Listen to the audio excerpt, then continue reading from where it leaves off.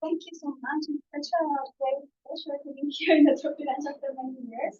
And today I'm going to share with you some insights and results of this project that we call Visibilization. And it's not quite a word in English, but it's about making informal institutions visible. And I have to say, this is a collaborative work. There is a whole team behind this work. And so there is Rima Jack, who is an associate professor at OSU, and a group of students from Peru, Loreto, and indigenous organizations that work for researchers as well in this project. And I also have to mention that this project was part of this program with an agreement between OSU and USFS and had the funding support from the Rainforest Alliance. So we will first go through some concepts like introduction of the project, then objectives and methodologies, methods, and finally some results and conclusions. So community forest enterprises is the idea that commercializing forest products through formal associations, etc., can actually give us a win-win situation. Basically, like the idea of consuming forests and generating income for impoverished populations, and as well acknowledging, recognizing, and protecting the rights to forest and land of indigenous populations. And this idea of formal enterprises, community forest enterprises, comes together with the fact that they are expected to comply with a bunch of rules, formal rules, official rules, can be laws, can be policy tools, can be official forest management plans, or norms that are approved in the context of formal projects. But all these formal institutions, formal rules, are basically like somehow written, recognized, there is a document, there is a sello, there is something that makes them official, and they tend to be approved at the meso or even national level, so they tend to be more general, homogeneous. And because these laws and these policies originally emerged thinking not in the small enterprises, but in the big timber companies, often they tend to favor these economically powerful actors and not small ones. On the other side of the spectrum, because it's not a clear line, right? It's a spectrum. On the other side of the spectrum, we have informal institutions. And these actually very much remain unrecognized, but largely unrecognized by practitioners and policymakers, because they are very specific. They exist at the local level, at the community level. They exist to respond to local conditions, and therefore they are also very key and very important for local livelihoods and for conserving forests. And they just adapt well, and they are the result of customary practices, social norms, just the way things are, because that's the way things work. And probably there is no document, officializing this, not necessarily, and well, they largely remain, as I said, invisible. And the thing is, these two exist. And sometimes they can combine, and sometimes they can clash. So this project emerged from a need to make the informal institutions visible, destigmatize informality, to stop associating informality as a necessarily bad thing, and also do that while looking at the interactions between these two types of norms and the justice implications of that dynamic. Before we jump into the objectives, I just want to say that we did adopt some approaches, theoretically and methodologically, because of what many people have already recognized, and basically that historically science has been produced through the eyes of the West, and so many times what happens is that science fails to reflect local perspectives and also fails to recognize its local institutions, which is our main objective. So that said, we wanted to take a step further and basically look at the colonizing approach to environmental justice. So beyond just asking people or expecting that everybody participates in decision making, Decolonizing environmental justice looks at autonomy rights and self-governing rights of indigenous peoples. Beyond distribution of benefits, decolonizing environmental justice will actually say, okay, beyond the idea of distributing nature, let's talk about alternative ways of life and alternative worldviews. That means ontologies, ontological justice, and also looks at the fact that the poverty conditions that communities living is a result of structural marginalization, consequence today of colonization, in this case of the Americas. It also says that beyond expecting the government to recognize rights, which is very important, of course, but it also talks about self-affirmation. So the fact that those rights exist independently of whether a government wants to recognize them or not. And finally, it talks about epistemic justice. So beyond the idea of, okay, let's empower communities by teaching them and giving them assistance and support in many ways, it puts back, it gives value to traditional knowledge, or as some people say, traditional science. That's epistemic justice. So, objectives, analyze interactions, analyze justice implications, but we also have collaboration, knowledge exchange, and capacity building objectives. And this is exactly what I want to talk to you about. Before jumping to results, I want to tell you a little bit about the process of this project. So, oops, well, it's okay, you can see. But basically, like in the context of this program, that was, like basically like an alliance between USFS and OSU and two universities from Peru, UNAP, which is in Loreto, and UNAM in Lima. We put together this team of basically like researchers, and we included as well students from the OEPIA, Organización de Estudiantes Indígenas de la Amazonía Peruana, Indigenous Students Organization in Loreto. And so what we wanted to have was like a knowledge exchange again, like Western science, traditional science, like outside perspective, inside perspective, una mirada desde dentro. And basically like just make the analysis more insightful that way. So most of these students and most of the members of this team were coming from a forestry background or from a more technical background.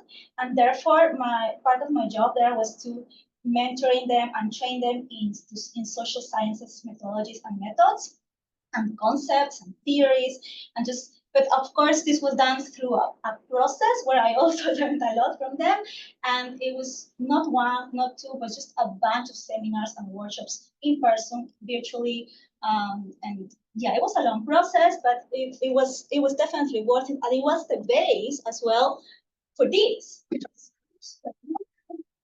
is the selection of the sites.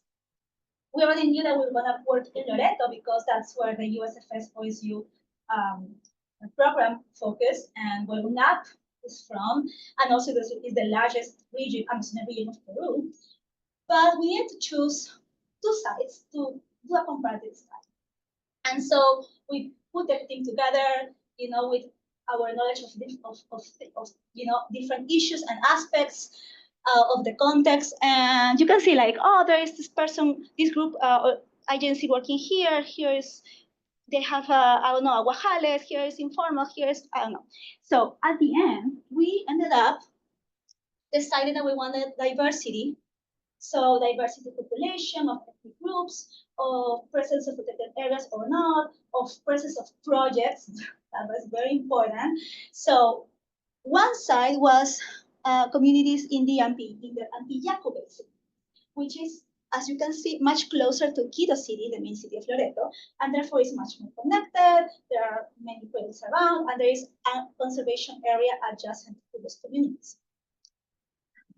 The other side is a specific part of the Pastaza Basin, which is much more isolated, more far away, you need several days to get there. And there is different ethnic groups, but most importantly, there is less presence of projects and government, and like the context is radically different. And importantly as well, this is where the indigenous co-researchers come from. And so that said, we also included that specific area. We worked with interviews.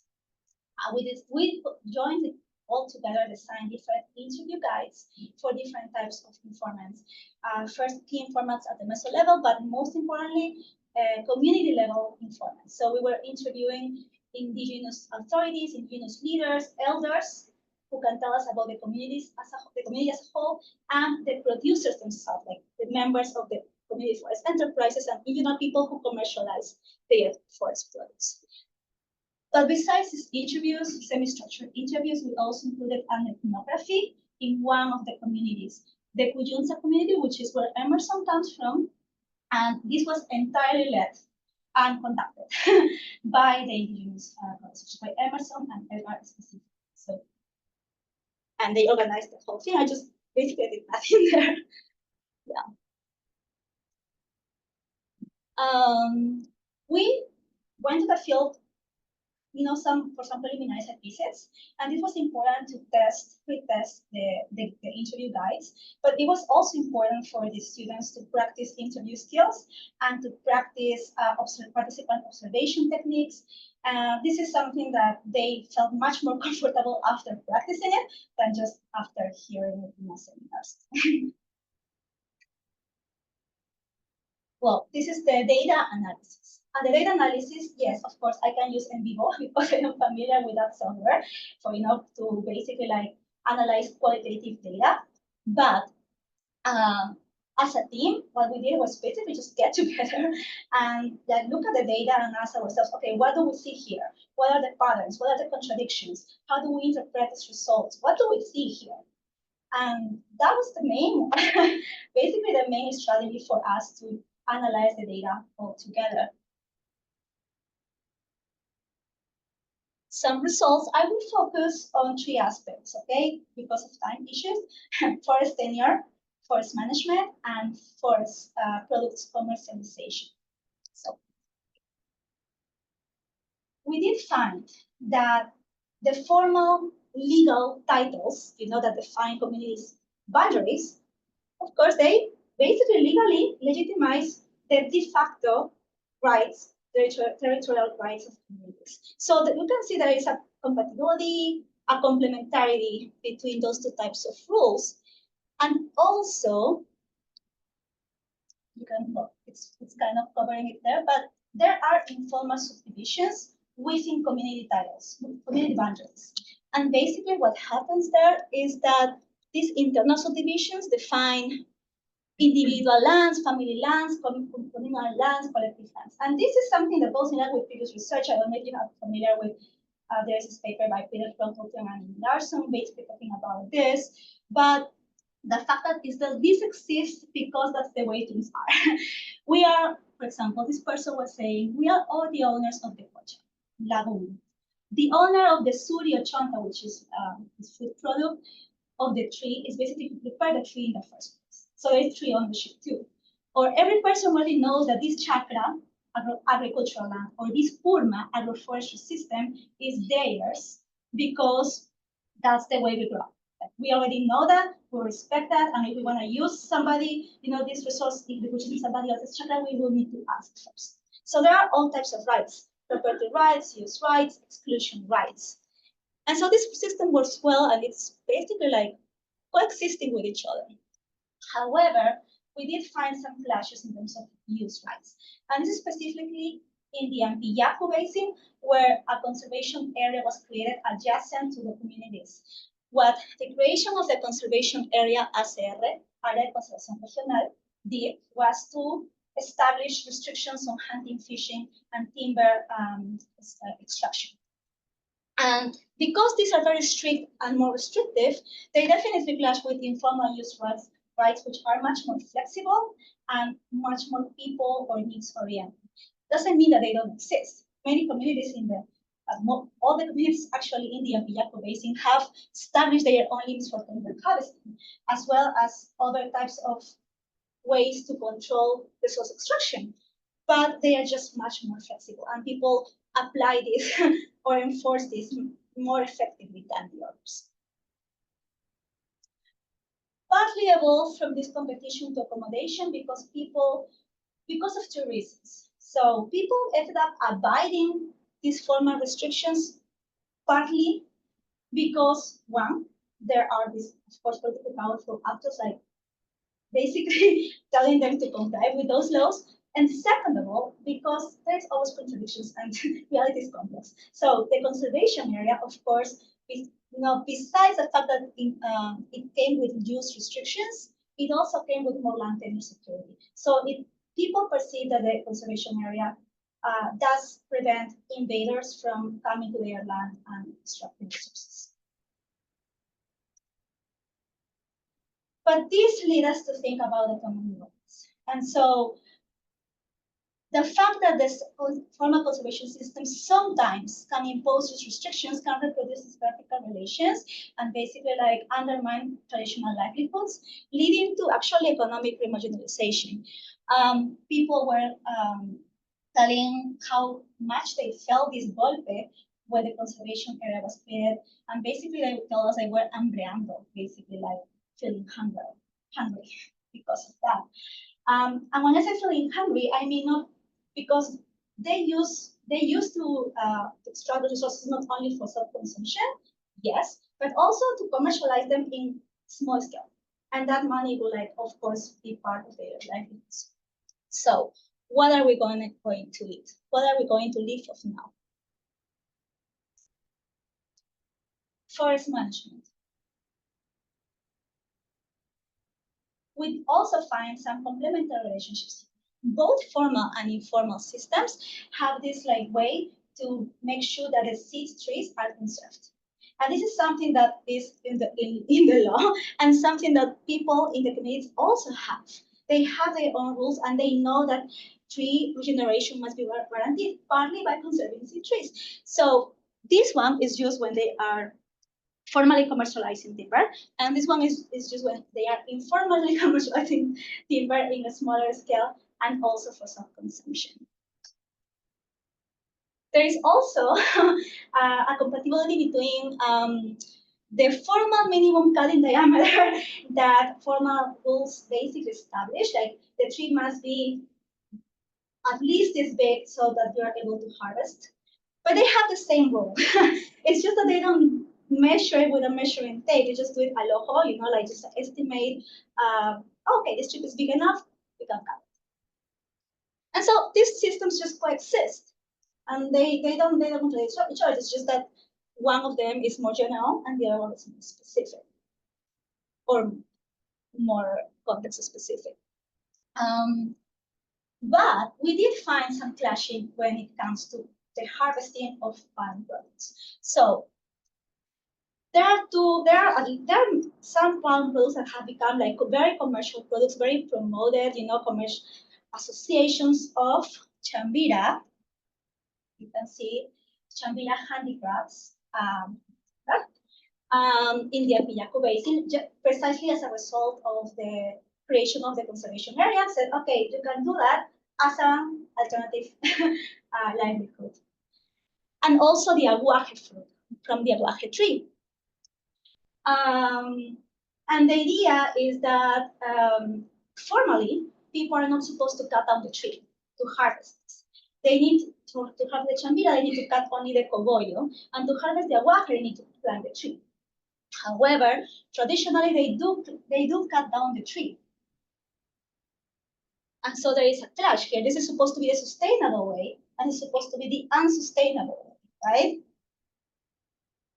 However, this kind of makes us think about epistemic justice. The thing is that many people sometimes, and we have heard this a lot in the interviews, they feel that they just come there and teach them how to do things. They treat us like indigenous, they are Indian, they don't know, this has to be done like this, like this, like this. And specifically about the palm products harvesting, there are things that many times formal projects are not considering. First of all, the traditional way has a reason to be. The traditional way exists because by cutting down the tree, people are able to harvest suri and chonta. Suri is this worm here. People say it's a chicken, but I don't know. I think so too. But it's very, very much part of their culture and very much part of their food sovereignty and food security, and also culturally important. Going to the Guajaras to the suri and the chonta is a whole activity. It's a whole experience that involves family ties, involves spirituality, etc. And it's not indiscriminate. People only cut down the trees that are old, and the young ones are conditioned. And last but not least, the old way or the traditional way demands less resources. To be able to climb the tree, they need all this equipment, these tools, or to be able to cut the caballo, they need this special serrucho, which people don't have. And projects need to provide mates with those for them to be able to. So this is basically much easier and much more important for people. But and also the second point is that the sustainable way exists in the first place because a market was created for those products.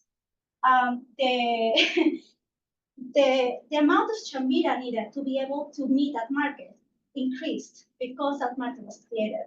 Originally, they wouldn't need to harvest that much chambira or that much, you know? So somehow this idea of the sustainable and unsustainable way might reproduce a political views on these issues. And I want to bring another example about palo de rosa, which are these trees that give this natural oil used for perfumes. This person was saying they come to ruin the work, the engineers. The engineer comes to check every month to see if people are planting, and some people don't like that. People don't want to be controlled. And I told the engineer, look, I am not an engineer, but I know which day I need to plant my palo de rosa and when it will not get wet. Basically, like acknowledge on the seasons and basically, you know, like when it's better to plant palo de rosa. Last, it's gonna be about commercialization of forest products. This one is a bit longer one, but let's go for it. We observe that these formal associations and these formal ways to commercialize forest products exist and are very important for people. They actually provide better prices for forest products. So it actually for example, the chambira or the fish in the Pastaza region, or these very like cute turtles called talicayas, charitos. You can see them here. These are like somehow the same products, and these associations and these formal ways to commercialize exist specifically for those star products.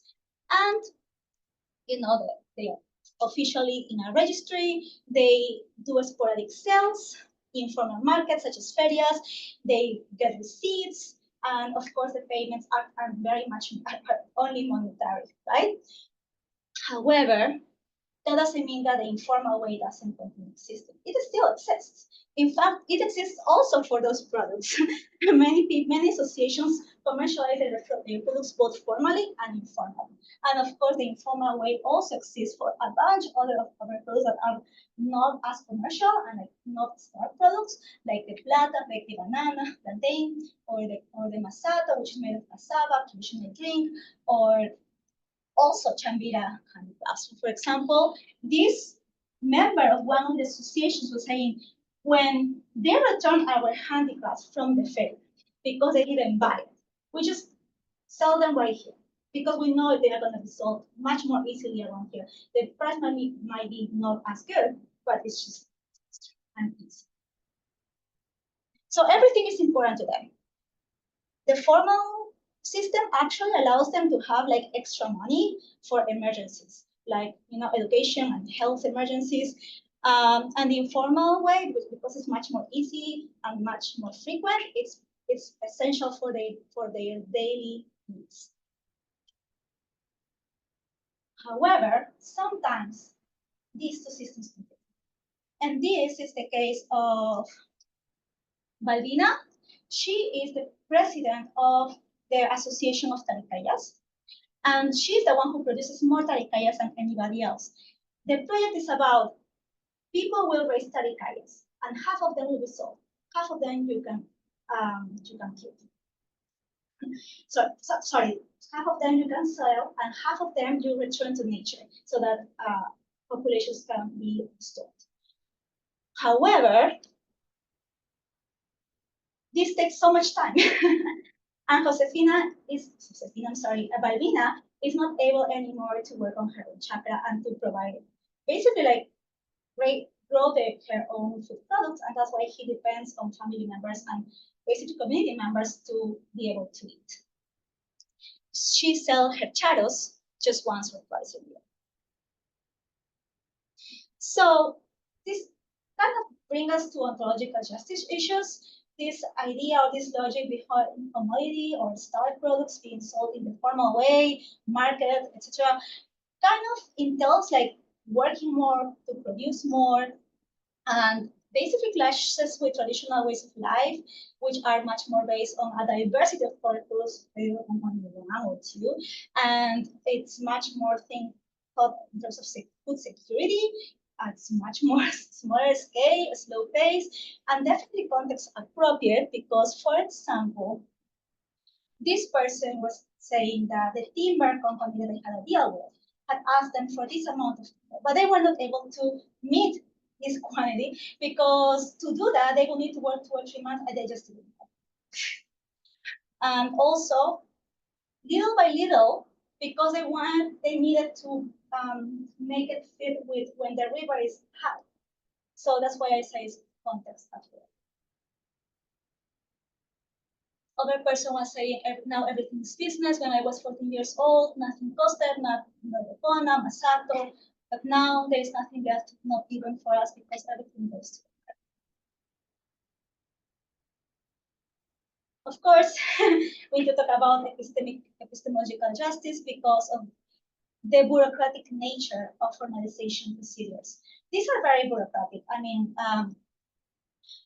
the idea behind these permits, these trámites, basically, is based on a very technocratic system of knowledge that doesn't go in line with traditional ways of knowledge. And the fact that people are asked to comply with also reproduces vertical relationships. So this leads to so many things. This leads to confusions, like, oh, I cannot take from this expense category, so there was a confusion, and now we are sanctioned. Or this happened a lot in the Ampillaku.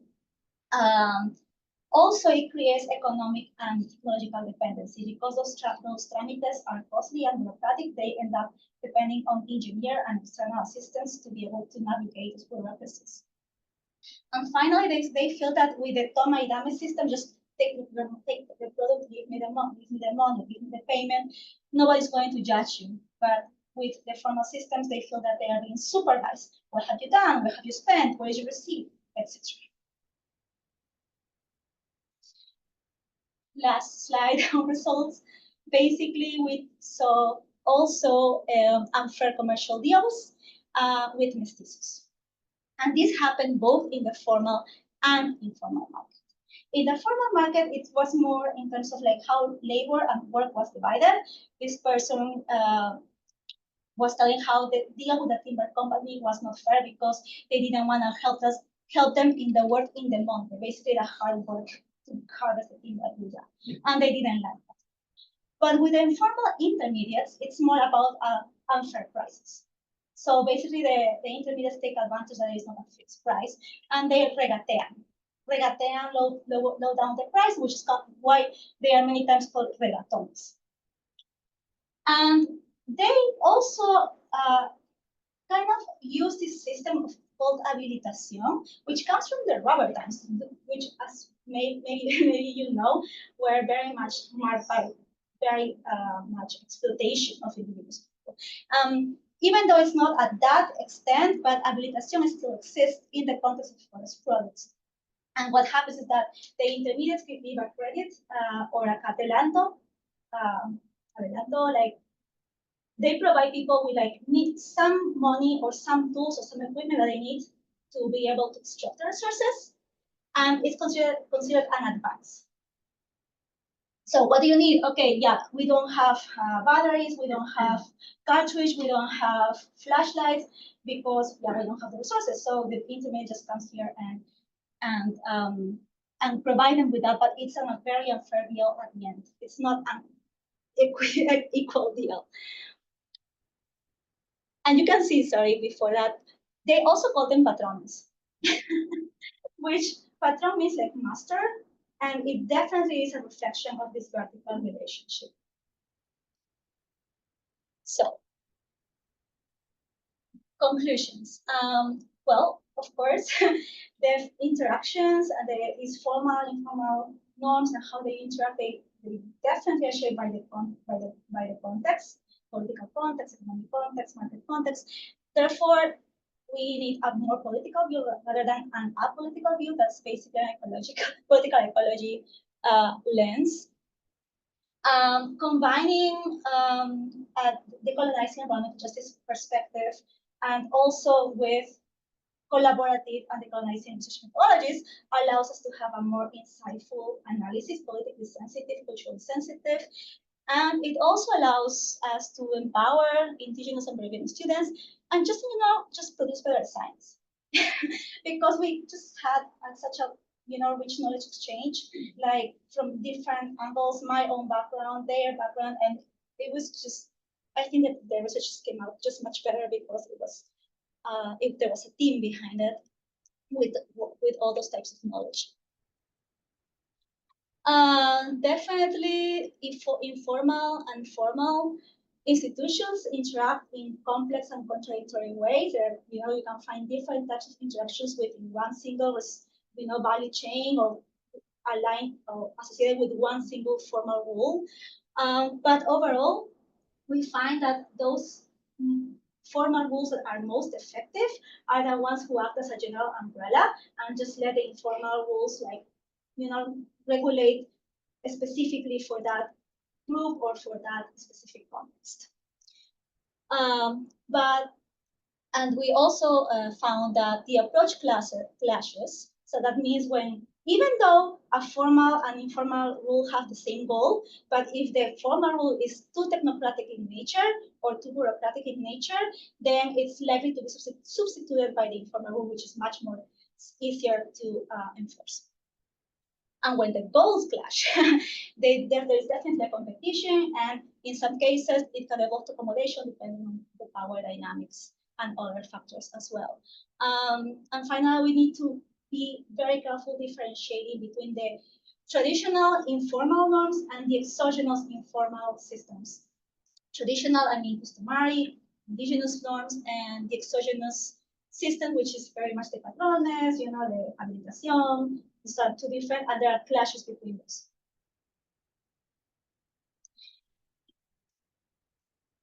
Well, formal informal clashes definitely lead to environmental injustice concerns, and we conclude that everything evolves around the vertical systems and the infringement of autonomy. This is basically what also defines the economic remarginalization, the ontological injustice, and the epistemological injustice.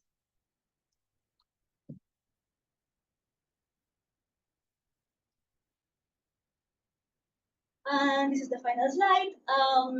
This research helps us to have a more flexible, inclusive, and decolonizing view on informal norms, community forest enterprises, and institutions.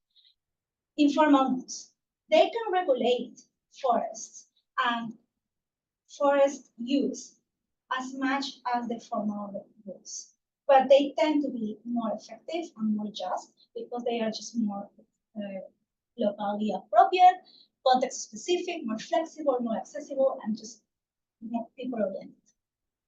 So this is in line with the destigmatization of informality. Community forest enterprises. They exist not only in the form of a formal association, they exist also in the form of family groups. They exist in terms of products that don't necessarily come from primary forests, They can come from chakras. They can come from purmas, which is the agroforestry systems. So this idea of forest as more as a landscape rather than just like all the untouched, forest that needs to be, intact. And also they necessarily function within monetary markets only. They can function with monetary and monetary. Institutions. Usually institutions are thought as the rules of the game. But this research invites us to think as, like basically have a broader, more comprehensive view on institutions that is able to include not only rules that regulate stuff and forest use, but also experiences, practices that are linked to spirituality, or just pleasure activities such as the experience of going to the Wahal, like what we saw in the Pastasa River, is very much alive. And there is a bunch of norms and social norms and customary practices involved only with that experience and only with that, it's a whole day and it means a lot. So we call for a concept of institutions that is able to include all of that as well. A couple of papers, actually, I have to say Paula Lopez, she's there. She had her master's thesis done based on this project. She focused on the timber aspects, and now she's doing a PhD at OSU, but she did an excellent job.